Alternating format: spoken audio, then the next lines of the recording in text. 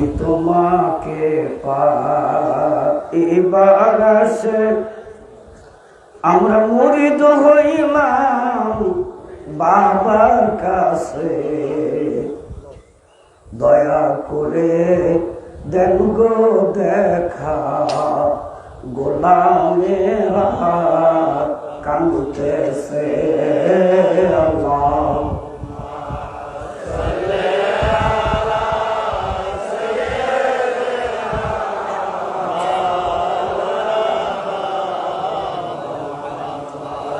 ওয়াহাদা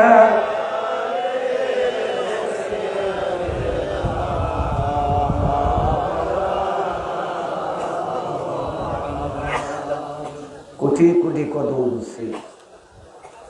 আমাদের আকা, আমাদের সাহেব, আমাদের রাহনুমা, আমাদের কলিজার গোটা নয়নমণি বাদশাহী দুজাহান বিশ্বমণি, যেই বান্ধবের প্রেমে পড়া সমাজ ছাইরা, সন্তান ছাইরা, আপনজনদেরকে ছাইরা, প্রথমে আমরাই একমাত্র মুমিন যে আমরা নিজেদের চাওয়া পাওয়া আত্মার কুরবানি দিয়া আপন পীরের কদমে আছি। কথাটা বুঝাইতে পারি নাই। আমার হুজুর বলছেন, বাবা আমিও ঈদুল আজহার নামাজ আমার পীরের কদমে যাই আদায় করতাম, তোমরাও ঈদুল আজহার নামাজ আমার সাথেই আদায় করবে। দেশ গোটাটা চলে একদিকে, আমরা আমার বান্ধবের কদম মুবারক দিকে খেয়াল করে, বান্ধবের মহহুকুম মাথায় করে, আজকে হেজবুল্লাহর ইমামের মহহুকুম মাথায় করে 22 জাকের মসজিদে কেবলা জানের নেক নজর পাবার বাসনায় আমরা যে কোরবানি দিলাম, এটা পশু কোরবানি না, এটা আগে আমাদের আত্মা কোরবান দিয়েছে। আমরা মুমিন, পীরের হুকুম পালন করছি।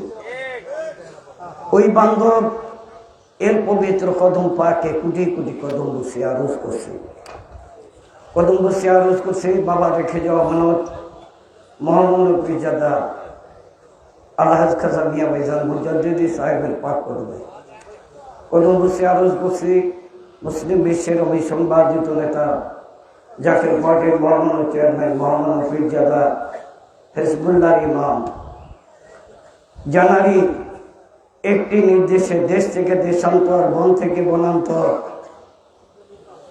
মাশরিক থেকে মাগরিব পর্যন্ত একদা সকালবেলা সারা পৃথিবীর মানুষ একত্রিত হবে আর সারা পৃথিবীতে মহাশক্তির পতাকা উড়াবে, লা ইলাহা ইল্লাল্লাহ।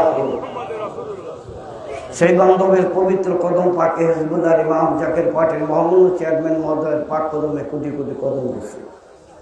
কদম বসে আরজ করছি খাজা মিয়া সাসাজান মুজাদ্দিদি, খাজা মেজর সাসাজান মুজাদ্দিদি সব আমার বাজানের আহলে বাইতের পাক কদম। উপস্থিত জাকের পার্টির নেতৃবৃন্দ, জাকের পার্টির সহযোগী সংগঠন, লাইভের মাধ্যমে সারা পৃথিবীতে যারা সম্পৃক্ত হয়েছেন, বিশেষ করে হেজবুল্লাহর ইমামের মহহুকুম মাথায় করে আজকে আমরা আত্মা কোরবানি দিয়েই কোরবানির পশু কোরবানি করব। যে আল্লাহ দয়া করে পীরের হুকুম মানার মতো তৌফিক আমাদেরকে দিচ্ছেন। একটাবার একটু চিন্তা করে কাল সমুদ্রে ডুব দিয়ে দেখেন, জাকের পার্টির যত নেতা কর্মী 21 লক্ষের উপরে, সবাইকে আইতে পারছে? আমাদের মতো গুনাহগারদেরকে বান্ধবের পাক কদমে যেহেতু আনছেন, সেহেতু আমাদের দরখাস্ত আল্লাহর দরবারে কবুল হবেই হবে, এতে কোনো সন্দেহ। এই বান্ধবের পাক কদমে যে আল্লাহ দয়া করে আইন দিলেন, আল্লাহর দরবারে অন্তরের অন্তরস্থল থেকে চিৎকার দিয়ে বলুন আলহামদুলিল্লাহ। আল্লাহ না আনলে আমরা আসতে শত কোটি দুরুদ ও সালাম ওই নবীজির পবিত্র রওজা পাকে, যিনি শুধু আমাদের নবী না, আদম থেকে ঈসা আলাইহিস সালাম পর্যন্ত যত নবী আসলেন সমস্ত নবী ছিলেন উম্মতের নবী, আর আমাদের নবী হলেন সমস্ত নবীদেরও নবী, কুল কায়নাতের নবী। সুবহানাল্লাহ। সেই জিন্দা নবী মায়ার নবীজির পবিত্র রওজা পাকে, বিশ্বওয়ালির মহাপবিত্র বিশ্ব জাকের মঞ্জিল 22 দরবার শরীফে লক্ষ লক্ষ আগত জাকের পার্টির নেতা কর্মী সকল এর পক্ষ থেকে কোটি কোটি দুরূদ ও সালাম। আমার ভাইরা, আপনারা জানেন 29টি নৌকা নিয়া, কয়টা? 29টি নৌকা নিয়া কিবলাজান হুজুর পাক খাজা এনায়েতপুরী আমার দাদা পীরের বাড়ির দিকে রওনা দিলেন। কিবলাজান যখন রওনা দিলেন, এরপর শুরু হলো বন্যা। কি কেমন বন্যা? পদ্মা আর উত্থাল তরঙ্গ আর উর্বিমালার মধ্য দিয়ে জাহাজ যেখানে ছাড়ার মতো সাহস নাই, তীরে আইসা মানুষ দেখতেছে কাপেলার নৌকা 29 খান। এই এক মাল্লাই 29 খান নৌকায় একটা 10 জন করে হইল সর্বোচ্চ 300 350 লোক। যেখানে জাহাজ ছাড়তে পারে না সেখানে ডিঙ্গি নৌকা ছাড়ার তো প্রশ্নই ওঠে না।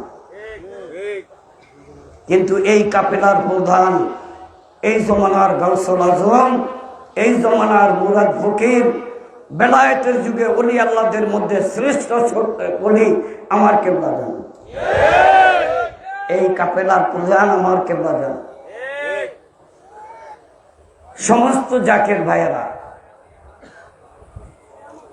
ওই নৌকায় যারা ছিলেন কাপেলায়, আমি তাদের মুখ থেকে শোনা যে আমাদেরকে নদীর তীরে এই তুফানের মধ্যে মানুষ দেখতে আইছে, ইচ্ছা কইরা মানুষ কেমনে ডুবিয়া মরে, কাঁচা মরণ হাতে নিয়া এই ঢেউয়ের মধ্যে কিভাবে তারা এক মাল্লাই নৌকা ছাড়বে। কেউ কেউ হুজুর কাবলা রে, তাদের ভাষায় বলতো আত্মশিবিরের মাথা খারাপ হয়ে গেল, এই কাপেলাটা বন্ধ করা যায় না। কিবলাজান সমস্ত যাত্রীদেরকে বললেন, বাবা আমি যদি এই তুফানের মধ্যে নৌকা ছাড়ি, তোমরা কি আমার সাথে যাবে? জাকের ভাইয়েরা চোখের পানি ছেড়ে দিয়ে বললেন, বাবা আপনি হুকুম দেন, কাঁচা মরণ যদি আমাদের পর্দায় হয় আপনার জন্য আমরা জীবন দিতে প্রস্তুত। উত্থাল তরঙ্গ আর উর্মিমালার মধ্য দিয়ে নৌকা ছুটছে, এলোমেলো হয়ে গেল একটা নৌকা। কিবলাজান সামনের নৌকায়, এই বুঝি নৌকা ডুবে যায়।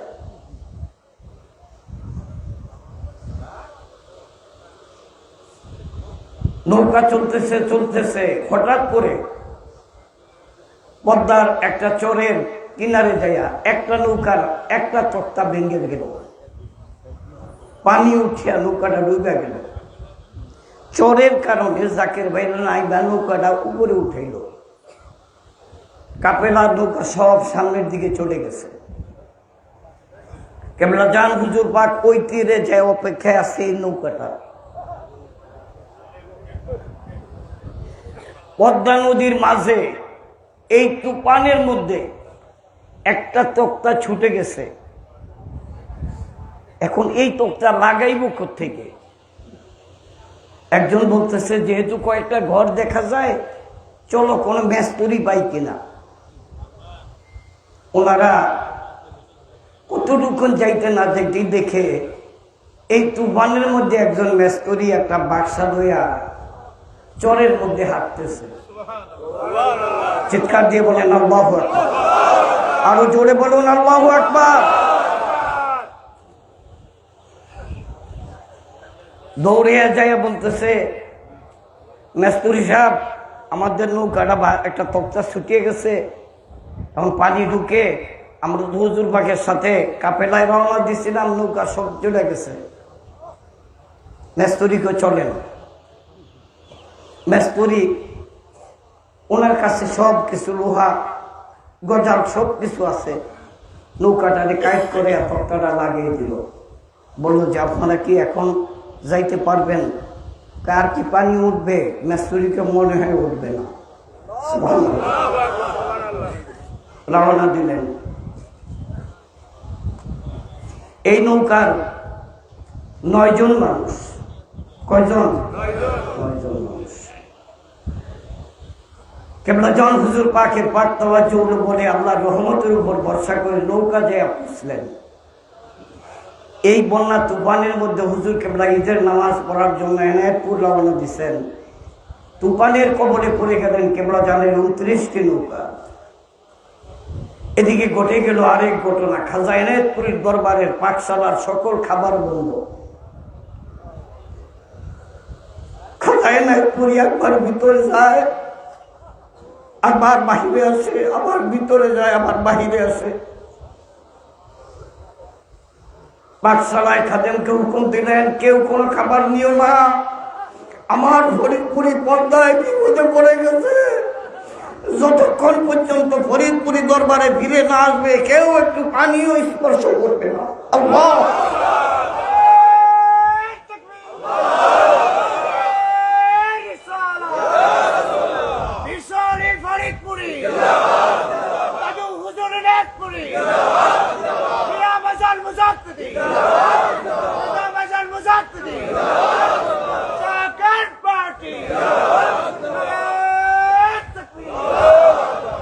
আমার জাকির ভাই বলেন, মাসুম ভাই, আমরা কেবল জান হুজুর পাকের কদমে যে পৌঁছলাম, নৌকা একত্র হইলাম।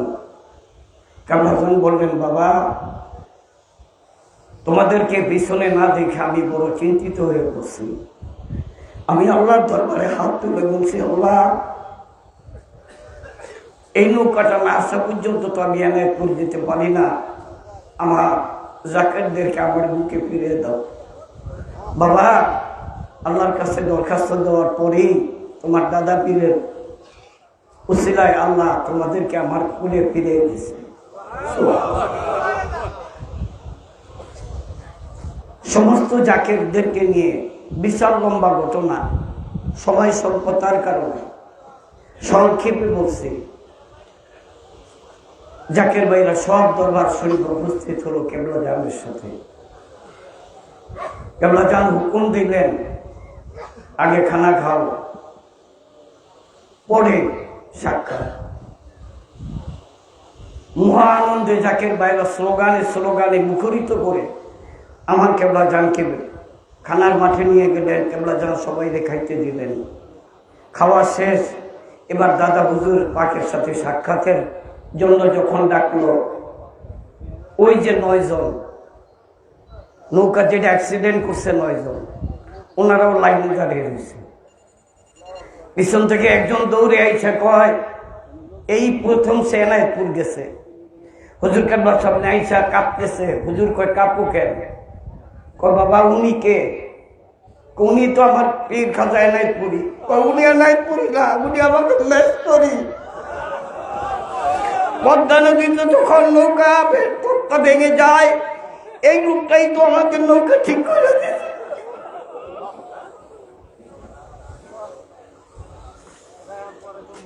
কেবলা জান হুজুর পাক চোখের পানি করে ছেড়ে দিলেন। দাদা হুজুর পাক জিজ্ঞাসা করে, বাবা উনি কি বলে? হুজুর পাক কাঁদতে কাঁদতে বলল, উনি বলছে কেবলা জান নাকি ওনাদের বাংলা নৌকাটারে ঠিক করে দিচ্ছেন। দাদা হুজুর মিষ্টি আইসা দিয়ে কয়, আপনার মরিদান পর্দার ভিতরে, আমি কি এনায়েতপুরে থাকতে পারি? আমি ওই কাপড়টার সাথে পর্দা নিতে দিয়েছিলাম। সেই মহাবান্ধবের মহাহুকুমের ঈদুল আজহার অনুষ্ঠান উদযাপন করার জন্য আমরা আসছি। আমি প্রথমেই আপনাদেরকে বলছি, আমার ঈমান আমাদের ইমান। হিজবুল্লাহর ইমামের মহলকুম মাথায় করে আমরা যারা জাকের বায়ু বাংলা উপস্থিত হলাম, আমাদের কারো একটা নেক মকসুদ অপূরণ থাকবে না। সকলে বলুন আমিন। আরো জোরে চিৎকার দিয়ে বলুন আমিন। তার কারণ এটা পীরের হুকুমের অনুষ্ঠান। আমরা ঈদুল আজহা হুজুর কেবলার সাথেই পালন করতেছি। হিজবুল্লাহর ইমামের চেহারা মোবারক দেখা, কেবলা জানের চেহারা মোবারক দেখা। এই মহতী অনুষ্ঠানে আমরা আসতে বাইরে খুশি না বেদা। আমি আপনাদের মাঝে কোরআনে হাকিম থেকে জায়াত নিয়েছিলাম, মিল্লাত আবিকুম ইব্রাহিম ওয়া সাম্মাকুমুল মুসলিমিন। আমাদের জাতির পিতা, মানব জাতির পিতা হলো আদম। পিতা মানে বাবা, পিতা মানে কি? আমাদের সকলের বাবার নাম আদম আলাইহিস সালাম। আর আমরা যারা মুসলমান, আমাদের একজন পিতা আছে। আল্লাহ কোরআন শরীফে বলেন মিল্লাত আবিকুম, তোমাদের পিতা একটা দলের পিতা। এবার আল্লাহকে যদি প্রশ্ন করা হয় আল্লাহ দলের নাম কি, আল্লাহ বলেন মিল্লাত মানে দল। এই দলের নাম হলো হুয়া সাম্মাকুমুল মুসলিমিন, মুসলমান জাতির পিতার নাম ইব্রাহিম। কি নাম? জোরে বলেন কি নাম? ইব্রাহিম আলাইহিস সালাম ছিলেন বাইতুল মুকাদ্দাসে। উনি কোরবানি করছেন মিনার মাঠে। যে কেউ একজন এটাকে গোপন সুন্নত কইয়া আউল বাজিয়ে দিছে, না, এটা সুন্নতে ইব্রাহিম। সুবহানাল্লাহ, আরো জোরে বলুন সুবহানাল্লাহ। আমরা বাড়ি ঘর সংসার সব কিছু সব ত্যাগ করিয়া আপন পীরের হুকুম পালন করিয়া, কারো 500 মাইল, কারো 300 মাইল, কারো 200 মাইল, কারো 100 মাইল, কারো 20 মাইল, অর্থাৎ আপন বাড়ি ছাইরা দিয়া পীরের বাড়িতে এসে আমরা কোরবানি করতেছি। এই কোরবানি আল্লাহ অবশ্যই কবুল করবেন, ঠিক কিনা? জোরে বলেন ঠিক কিনা? একটা কোরবানি আমরা আমাদের আত্মার সাথে যুদ্ধ করছি, আত্মার কোরবানি দিছি। এই মন, কিয়ের বাড়ি করে থাকবি, কিসের সমাজে থাকবি? আমার পীরের কদমেই আমার সমাজ, আমার পীরের কদমেই আমার সব। হিজবুল্লাহর ইমাম হুকুম দিছে, আমরা গুনাহগার, হুকুম পালন করার জন্য আসছি। কেবলাজানের হুকুম পালন করতে আসছি। পীরের হুকুম পালন করতে পারলেই মুরিদের কপাল খুলে যায়। অতএব কারণে বাবা ইব্রাহিম আলাইহিস সালামের কপালে যে নূর ছিল, এই নূরটাই হলো নূরে মুহাম্মদী। বাবা ইব্রাহিম এই নূরে মুহাম্মদীর কারণে আগুনে জ্বলে না। সুবহানাল্লাহ। ইব্রাহিম আলাইহিস সালাম আগুন থেকে বাঁচার পরে আল্লাহর কাছে দরখাস্ত দিলেন, লক্ষ কোটি শুকরিয়া, তুমি আমার আগুন থেকে বাঁচাইলা। আল্লাহ কয়, ইব্রাহিম না, শুধু এখানে আমি না, আমার বন্ধুর নূরে মুহাম্মদী তোমার কপালে ছিল বিদায় আগুন তোমাকে স্পর্শ করে নাই। আরো জোরে বলুন সুবহানাল্লাহ। আদম আলাইহিস সালাম কে কোনদিনই ফেরেশতারা সিজদা দিত না। আদম আলাইহিস সালামকে ফেরেশতারা সিজদা দেওয়ার মূলেও কারণ নূরে মুহাম্মদী। পৃথিবীর সৃষ্টির 14,000 কোটি বছর আগে এই নূরের জন্ম। কাউসার আহমেদ চাঁদপুরি সাহেব বক্তব্য দিতে যায় প্রথমেই যে হাদিস কানা বললেন, মান কানা নাবিয়্যা ওয়া আদম বাইনাল মাই ওয়া তিন। আদম নবী যখন মাটি পানি, তখনও আমার নবী নবী। আমার হুজুর কেবলার মিশন দয়াল নবীর মহব্বতের নাম ঈমান। নবীর মহব্বত যার করে যায় নাই সেই বেঈমান। এটাকে সারা পৃথিবীতে বাস্তবায়ন করার জন্যই হুজুর কেবলা এই মিশন নিয়ে আসছেন। সেই মিশনের নাম হলো জাকের পার্টি। জাকের পার্টি চূড়ান্ত একটাই স্লোগান, নবী যার যা, আমরা মুরিদ যার যার, কিন্তু নবী আমাগো সবার। নবীর বেলায় কোনো কম্প্রোমাইজ, আমরা নবীর বেলায় সকলই এক। আমার নবীর মতো নবী আসেনি?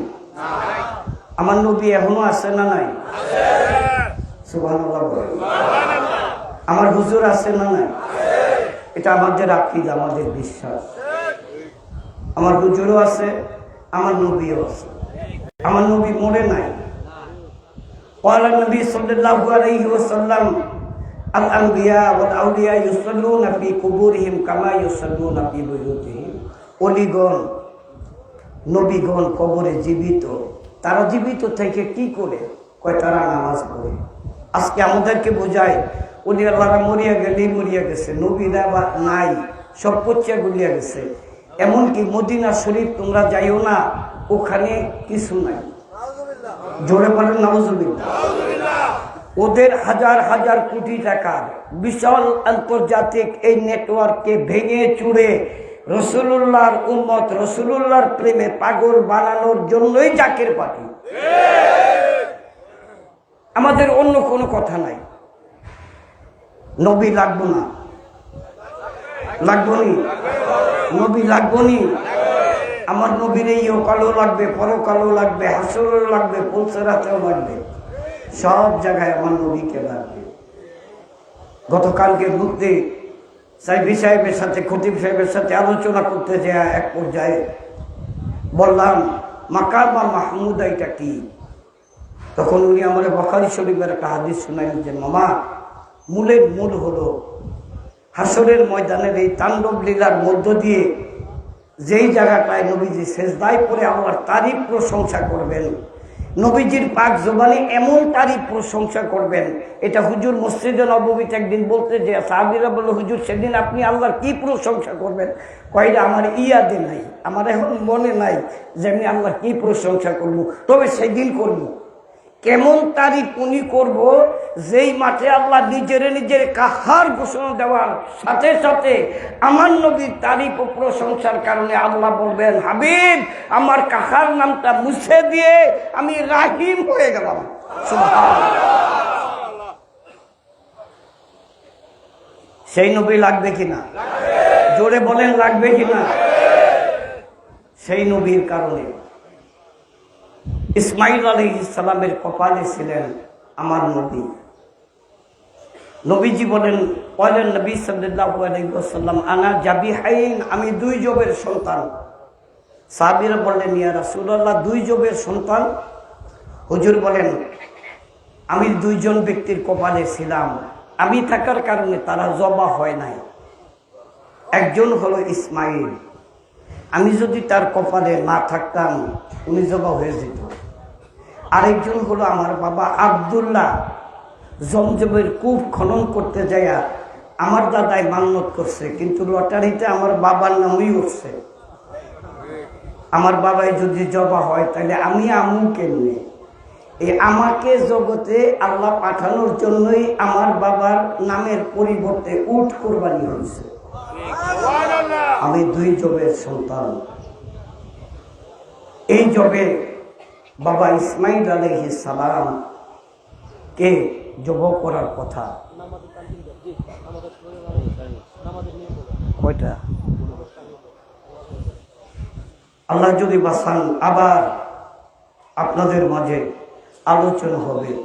আমি যে কথাটা বলছিলাম যে আমাকে ঈদুল আজহা, আমাদের কোরবানি, আমাদের খেদমত, আমরা কি বা কি করতে পারছি? বান্ধব আপনার হুকুম মাইনা সব কিছু ছাইরা আপনার কদমে আইছি, এটাই আমাদের সব কিছু। ঠিক আমরা কেউ যেন আজকের এই দিনে খালি না যাই। আল্লাহ তাআলা কেবল জান হুজুর পাকের খাতিরে দয়াল বাবা তোমার পবিত্র কদমে আসছি, তোমার মনোনীত ইমামকে সাথে নিয়ে আমাদের খেদমত কবুল যদি নাও হয়, ইমামের দিকে তাকাইয়া তুমি আমাদের সকল বাসনাগুলি আল্লাহর দরবারে পূর্ণ করে দিবা। সকলে চিৎকার দিয়ে বলুন আমিন। নামাজের টাইম যেহেতু সমাগত, তালিম তারকিন দিবেন। এখন আমি মুফতি সাহেবকে বলবো, উনি আমাদের খতিব, উনি আমাদেরকে তালিম তালকিন দিয়ে দিবেন। এখন যে যেখানে আছেন সকলেই এই মাঠে আসেন। আমাদের মাঝে আজকের সম্মানিত খতিব বনানী পাক দরবার শরীফের বিশ্ব মেসারুল মঞ্জিলের খতিব আলহাজ মুফতি মাওলানা শরীফুল ইসলাম সাহিব সাহেব, যিনি জাকির পার্টি জাতীয় স্থায়ী কমিটির সম্মানিত সদস্য, জাকির পার্টির যুব উলামা ফ্রন্টের কেন্দ্রীয় সাধারণ সম্পাদক, উনি এখন আমাদেরকে নিয়ে তালিম তালকিন দিয়ে নামাজের জন্য তৈরি করবেন। ওয়া আলাইনা ইল্লাল বালাগ। আসসালামু আলাইকুম ওয়া রাহমাতুল্লাহ।